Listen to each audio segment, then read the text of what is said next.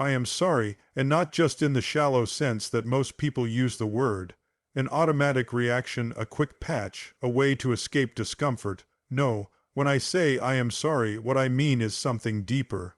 I am not simply sorry for what I did, or for the action that sparked pain. I am sorry for how it made you feel, for the way it left its imprint on your heart, for the quiet ache it caused, for the trust it disturbed. Because here is the truth we often forget. When we hurt someone, it isn't only about the action itself, but the invisible ripples it sends into the other person's being. A careless word, a missed moment, a silence where there should have been presence. All of these leave echoes that travel far beyond what we can see, and I know, I cannot undo the past. The arrow has already flown, the word has already left my mouth, the choice has already been made. Life does not allow rewinds. We cannot scoop up the water that has already flowed past in the river. We can only stand by the bank and reflect upon it. Maybe these words will not be enough. Perhaps you will hear them and feel the gap between what is said and what was lived. I accept that possibility.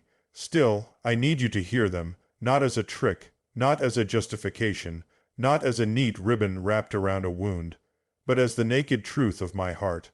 I never meant to hurt you. But that, too, is a lesson in itself. For so often in life, we imagine that our intentions will absolve us. We say, but I didn't mean it, as though meaning lessens pain, and yet you and I both know that impact often outweighs intention. If I drop a stone into a pond, whether I meant to or not, the ripples spread just the same. If I could go back, I would, in a heartbeat, and that's the paradox of regret. It always comes too late. Regret is a teacher that arrives after the class is over. It whispers, this is how you should have behaved, this is what you should have said, but only once the moment has slipped beyond reach. I have spent hours, no days, thinking about what I said, what I left unsaid, how I failed to show up when it mattered most. And this realization grows sharper. You didn't deserve that. You deserved better. You still deserve better. And so the question is, what do we do with failure? Because failure is not unique to me, nor to you, nor to us. It is the universal condition of being human. Every one of us at some point wounds the people we love, not always with malice, sometimes simply with neglect, sometimes with fear, sometimes with the blindness of our own ego. But failure only becomes permanent when we refuse to learn from it, and here is where sorrow becomes seed, if we let it. When pain teaches us, when regret softens us, when apology turns into transformation, then even our mistakes have value. I understand if you need space.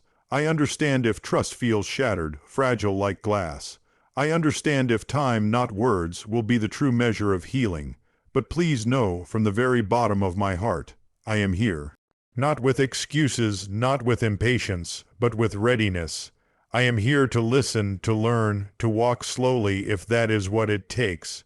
Because losing you, losing your presence, your trust, your laughter, your essence, is not something I ever want to live with. Now let's step back for a moment. Let's look at this through a wider lens, because an apology is not just personal. It is a universal human lesson. You see, so much of human suffering comes from the illusion that relationships can survive without constant tending. We treat love as though it were a trophy to be won once, and then placed on the shelf to gather dust. But love is not a possession. It is a garden, and a garden that is not watered will wither, no matter how beautiful it once was. Think of it, we apologize not only to mend the past, but to remind ourselves of the present. To say, this matters, you matter, and I will not take you for granted again. Now, why do we fail at this so often? Why do we hurt the very people we love most? The answer is uncomfortable, because we are human. Because we live in stories in our own heads, and sometimes we forget that another person has an entire world inside of them too. We fall asleep at the wheel of awareness. I failed in that way. I was caught up in myself, my distractions, my priorities, my blind spots, and I forgot to see you fully. I forgot to hear you deeply, and so I left gaps. Gaps where presence should have been, gaps where love should have been more clearly shown. But here's something worth learning. Awareness can be renewed. Trust can be rebuilt. Not quickly, not cheaply, but carefully, like the Japanese art of kintsugi where broken pottery is repaired with gold. The cracks remain, but they are filled with something precious, and the vessel becomes more beautiful for having been broken. That is what I want, not a return to what was, but the creation of something wiser, truer, more resilient. And yes, I know, words are easy. Anyone can say, I'll do better. The real test is time. The real proof is action, and so I do not expect this speech to be enough. It is not an ending. It is only a beginning. But beginnings are powerful things. For all of history, great journeys have begun with a single step, great symphonies with a single note, great revolutions with a single spark. And maybe, just maybe, healing can begin with a single honest apology. So here I stand, not perfect, not polished, but open, ready to listen, ready to learn, ready to be better than I was. Because the truth is, relationships are not built on perfection. They are built on the willingness to grow together, to stumble and rise, to forgive and try again. Love is not the absence of mistakes, it is the presence of forgiveness, and forgiveness, too, is not passive. It is not a shrug that says, it doesn't matter, it does matter, it mattered deeply. Forgiveness is a courageous act. It is the choice to say, I will not let this pain be the final word. That is what I ask for, not as a demand, not as an entitlement, but as a hope. That we can write another chapter, one that learns from the mistakes of the last. And if you cannot yet forgive, that too is okay. For healing has its own pace, its own rhythm. I will wait. I will honor your timing, but please know, from the bottom of my heart, that I am here to listen, here to rebuild, here to make right what I broke. Because losing you is not something I ever want to live with, and loving you, honoring you, showing up for you, that is what I want to spend my days doing.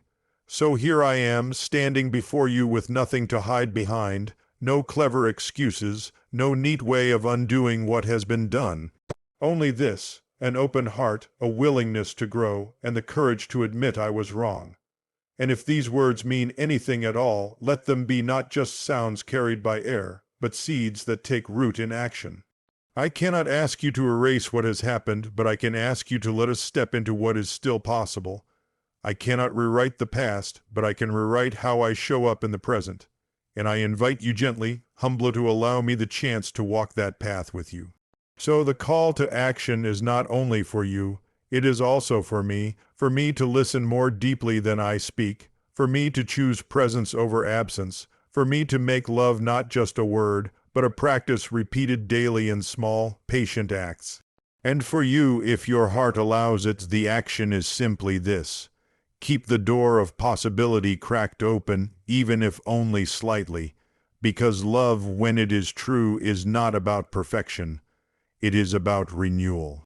It is about choosing again and again to try to trust to begin. And so I stand here asking you not just to hear my apology, but to let us both act on it. To let us both take the next step, not toward the past we cannot change, but toward the future we can still create.